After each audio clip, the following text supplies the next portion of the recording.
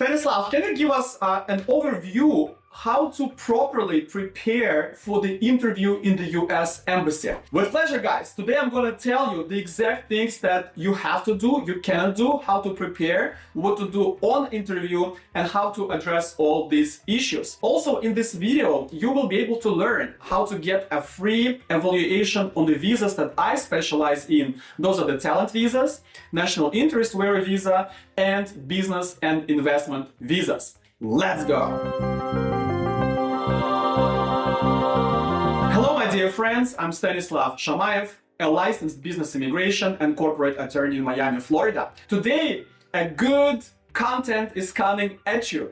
I'm going to cover generally the interview in the US Embassy for all kinds of visas. Of course, all visas are different. There are immigrant visas, there are non-immigrant visas. Non-immigrant visas could be dual intent, no dual intent, but there are certain things that apply for all type of visas. So I'm going to address those. By the way, guys, my company has about 120 people working in 10 different departments.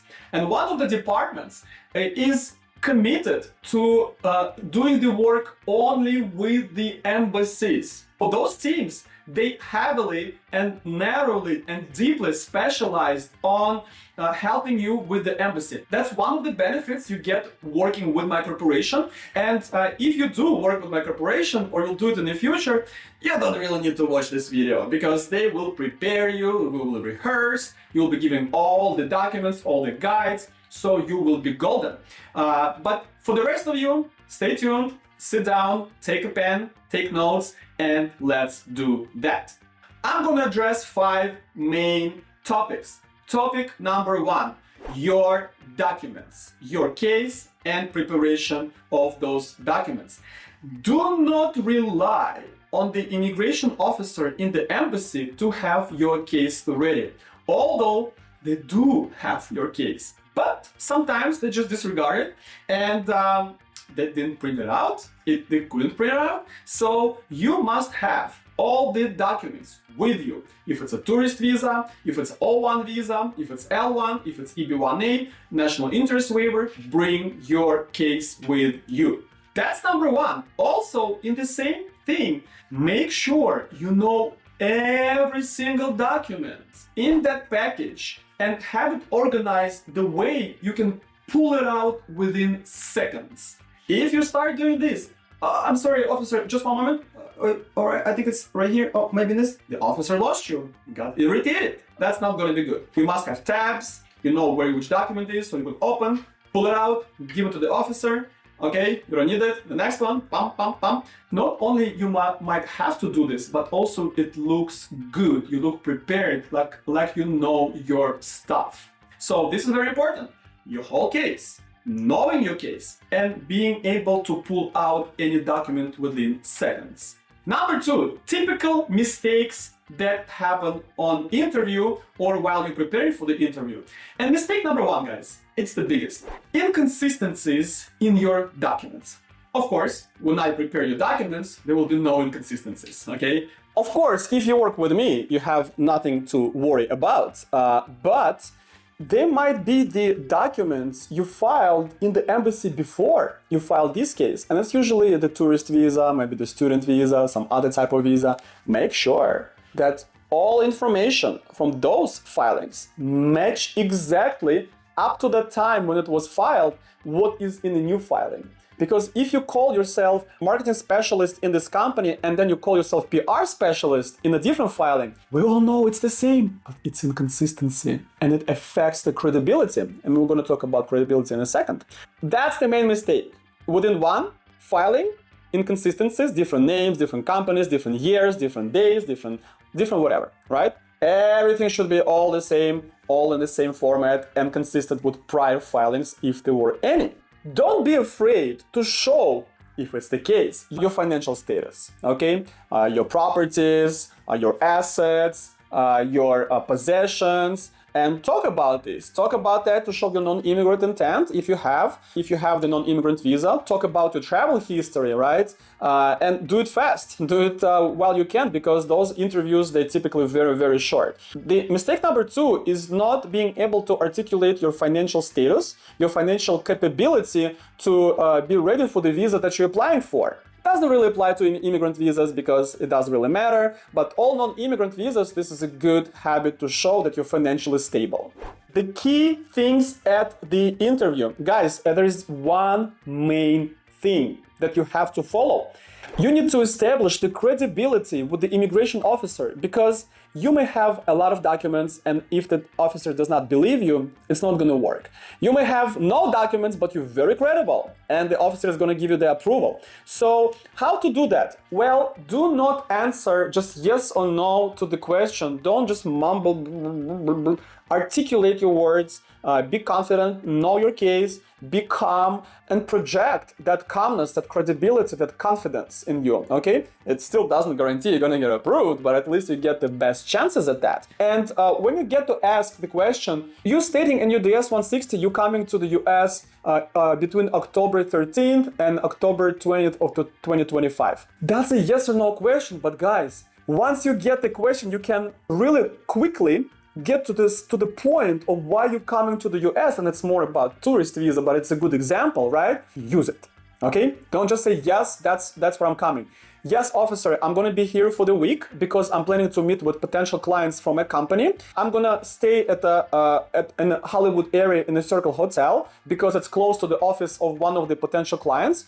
All the transportation and logistics and my trip is paid by my company, and I'm gonna rent a car or I'm gonna use the Uber to get to the places I need to, and this is my main thing to go to the US. Also in December, I'm planning to go to the expo in Miami to network for the potential clients of my company back in Costa Rica. And also in 2026, there's an Infocom conference in Orlando. I don't know the dates yet, but I'm gonna come probably at least for another week or 2 for the conference matter and to meet with the new potential clients. If you get interrupted through that, no problem. Follow the flow. Don't try to, fight the officer. Most likely he will let you finish if he sees that you're making the point, or if he interrupts, or her. If she interrupts you, no problem. Stay cool. Wait for the next question. Okay? So in this topic, credibility, answering fully to the questions that may not require answers in full. That's the way you build that credibility. Okay, number 4, the day of the interview. First things first. We were talking about the inner kind of side of you. Now we need to talk about your appearance. Guys, business attire. Don't come in with a t-shirt, and I know some of you want to have a cap and just be relaxed, shorts and flip-flops. I understand if you're a millionaire and you're a big investor, big shot person, and yes, you probably can afford to be dressed like that and still get that visa. But if you're a regular person, just like me, just like all of us, look professionally. If you're a male, have at least a jacket and a shirt. You don't have to have a tie. Okay, shirt is good enough with a jacket, pants, good, nice shoes. Nothing flashy, don't be like this, yellow glasses, big watch, and yeah, you can make the case with a little bracelet and little things here and there, but just look professionally, stay calm, don't get emotional over things, just be you, okay? Just be you, but looking professionally. Very, very important. For you ladies, nothing sexual, nothing vulgar, no bright makeup, nothing crazy on your head. Just be, like that strict teacher or secretary, with a very professional looking. No breasts, okay? Cover your breasts, cover your shoulders. Maybe have a longer sleeve. No shirt skirts whatsoever. Longer dress or pants, business looking. Don't use the flashy diamonds, necklaces, some crazy expensive watch. You may use the jewelry, but to look elegant and just to make enough to make a case. No bright colors, no red, flashy nails, just tone it down. You don't need it neither for a female officer who's gonna hate it, trust me, or a male who's gonna think that, we don't want them to think anything. Professional, elegant, with feminine energy, of course, don't lose that one, and nothing flashy, vulgar, sexy, or that kind of stuff. That's number one, very important. Number two, don't get emotional on provocative questions. Aren't you gonna work in the US when you come and you're applying for F1 visa? No, officer. I'm coming to the US to study and focus on my studies because that's the primary thing, that's the primary purpose. I have enough money in my bank account. Here is the statements. Here is my assets, my properties, everything. I don't need to work. I can support myself, or whoever pays for your trip, they can support myself, maybe your husband, your work, whatever. And when I finish, I'm gonna bring that knowledge back to my country, and that's gonna be the end of the story. Don't laugh, don't giggle, just be like this, serious, but friendly, and answering those questions in a calm manner, even though it may produce the emotion. Don't get emotional, try not to blush. Sometimes it's impossible, but even if you do, stay calm. And don't get triggered on those questions, because they look at the reaction. The reaction is the only thing we control in this world, okay? So those are two main things at topic number 4. Topic number 5. What's gonna happen after interview? 3 things may happen. Most likely, just an approval. Second thing, administrative hold. So they're gonna check all the information, and then we're gonna see what's gonna happen. And number 3 is denial, okay? If it's a denial, the best thing is to refile in about 6 months, depending on your visa. Of course, we don't get denied on immigrant visas. All of you guys will get the green cards, no problem. But non-immigrant, yes, sometimes there are denials. So we need to refile the case, refile the form with the embassy, and go again to fixing those moments that the officer didn't like. They're gonna tell you, they're gonna hint, or they're gonna make an official statement on that. Now, guys, I'm specializing in talent visas O1, EB1A, national interest visa EB2NW, and business and investment visas E2, L1, and EB5. If you want to get one of those visas, and I have a bunch of materials and videos on those topics, go down below and find the link that says free evaluation. Click on it, fill out the proper questionnaire, and send it to me through the submit button. Give me up to 2 days. And I will do the analysis for your case and give you the breakdown for which visa is good, what's going to happen. Look for the word potential. Not everybody will see it, but those who will see, you have a green light for the complex immigration planning, so I could build the winning written strategy of your case.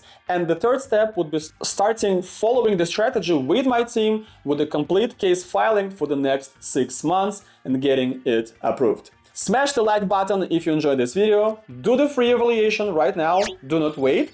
Also, comment, ask questions, subscribe to my YouTube channel. I have Telegram, Instagram, Facebook, and other social media platforms. All the links are below this video. My name is Stanislav Shamayev. I'm a lawyer of the future. Your future begins here. Good luck.